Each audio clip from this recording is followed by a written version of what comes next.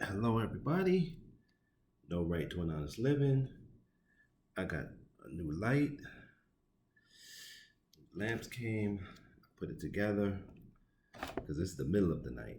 And um, with a little teeny tiny support from you all, look what I could do. Imagine if I got the proper support, then I can get the mics and all that stuff that you all like. But let's get into some work. Um, no Right to an Honest Living by Jacqueline Jones. And really good book. Letting you know that not much has changed. I make the argument that as far as race relations, we're worse. And it's not just because of Trump, we've been worse. And we've been getting worse the last 50 years. I think since they killed Fred Hampton, um, after all the other people they assassinated. That's my argument. Um, Everyone who tells me that race relations have gotten better cannot point out one thing now that's different from before.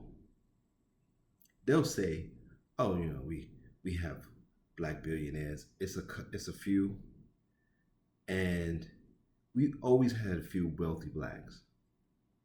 Even during slavery, you had wealthy black people, and there was only a few. You had slave owners. I did a whole course on pro-slavery blacks. Some of them were slaves. Some of them were slave owners in the South. So, see, when you know things, one of my elders said, Tim, sometimes it's not so good to know too much. Yeah, I think he was right. He was right. Because I know a lot and I'm destitute. But I know that's because I'm black. Because of the same mind, the same thing in a different body, any other body, I would have way more support online, and I would have way more support in reality in the general public. Way more, no doubt.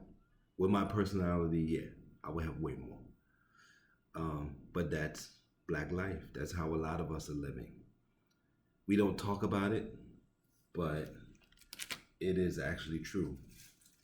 Most of us are not satisfied. That's why most black people are drinking, getting high, or something like that. Because we all know we're being held back. We know it. Even ones who are doing quote unquote well, we still being held back. But let's get into the reading. In regulating the railroads and policing the streets, the city aimed to promote business and protect the inhabitants from fire and disease, priorities that were highly visible on a daily basis. Police patrolled the streets and alleyways, their numbers bolstered during public celebrations or instances of disorder with temporary deputies. So-called special police, lamplighters, extinguishers, tended to their task at dusk and dawn, and watchmen took night duty. The town crier, a holdover from colonial days, called out the news in a way that was quaintly inefficient in the growing city. When a fire did start, firemen drove their state-of-the-art steam-powered fire engines through the streets, bells clanging and pedestrians scattered. We used to have steam engines, and we moved to combustible engine. Combustible, is that how you say it? Um, Engines. You're using oil and gas, which I guess it gave it more power. Um, but it just seemed like we should have found another way, and we had another way. Could you imagine if you didn't have to worry about buying gas, but could run your car on water? Think about that. City authorities sought to regulate virtually everyone who sold goods, victuals, or alcohol, owned a theater or other business serving as a gathering place, kept a coach or hackney stand, or sponsored an exhibit or performance.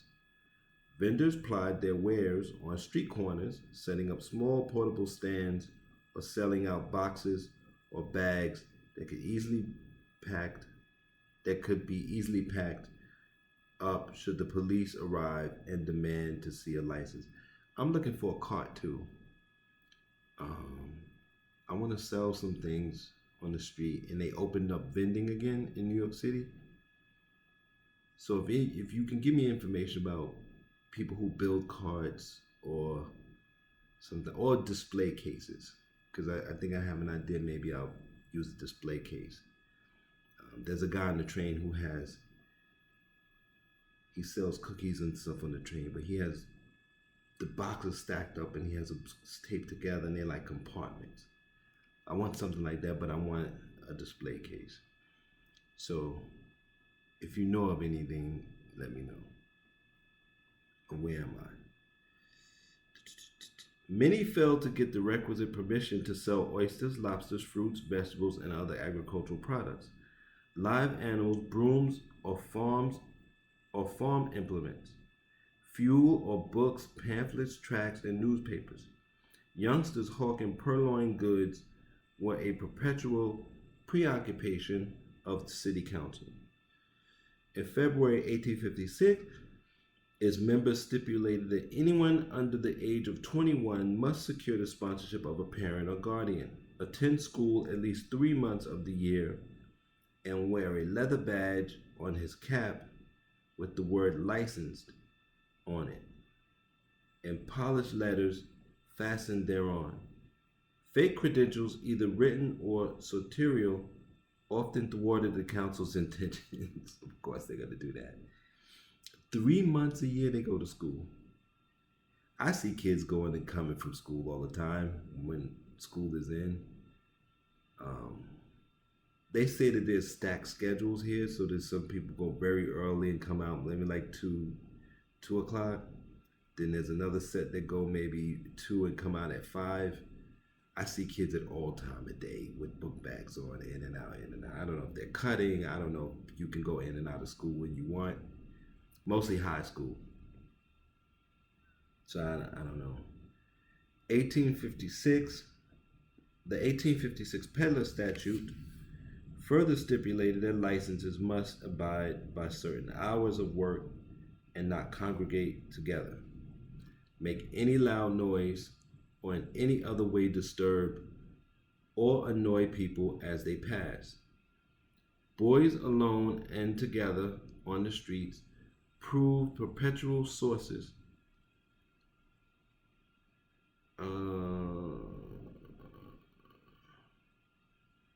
proved a perpetual source of disorder. Truants gathered on street corners and in alleys to the annoyance of those wishing to exit their homes or places of business without pushing through. A group of foul-mouthed youths, vagrants, drunkards, and Ann Street grifters, as well as idle and dissolute boys, blocked sidewalks and assaulted passers-by. We getting there again in New York City. I don't know about where you are.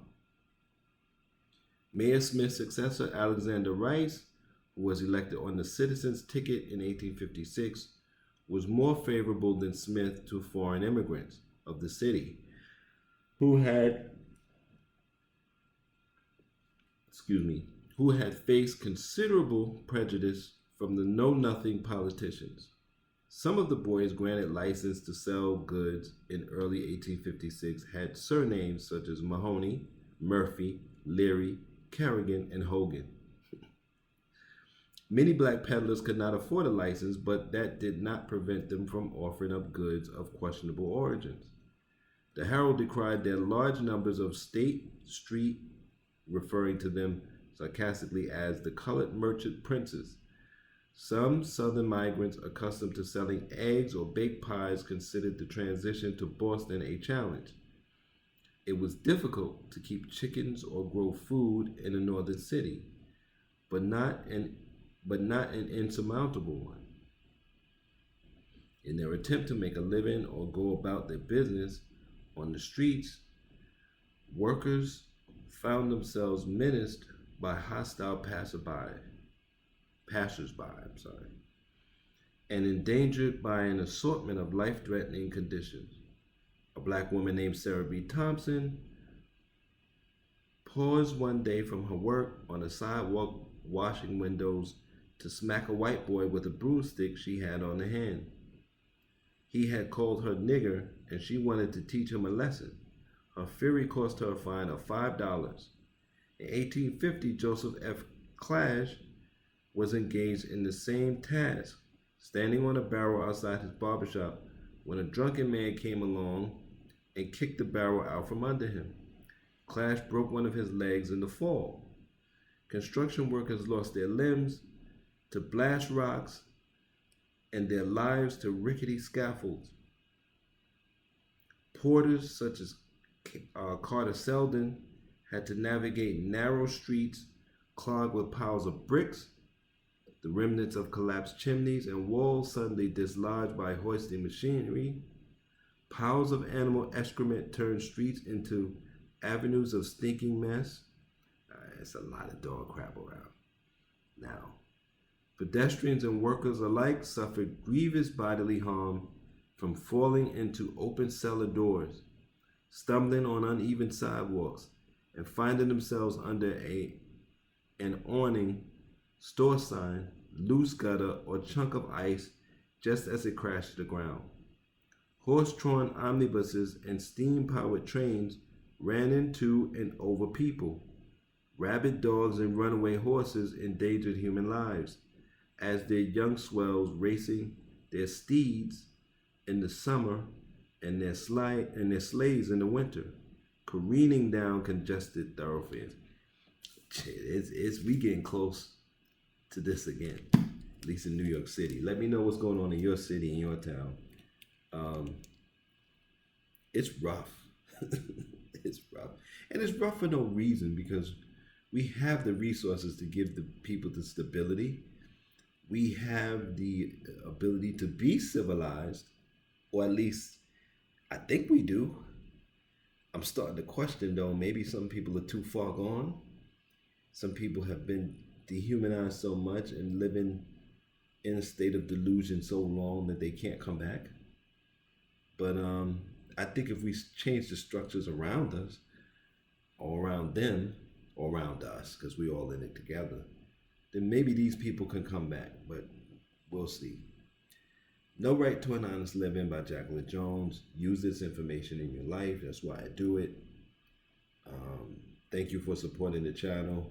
Thank you for supporting me on Patreon if you do. And I'm saying this ahead of time because right now no one does as I'm filming this. But if you do when you're watching this, thank you for your support. Take care of yourselves and try to be safe.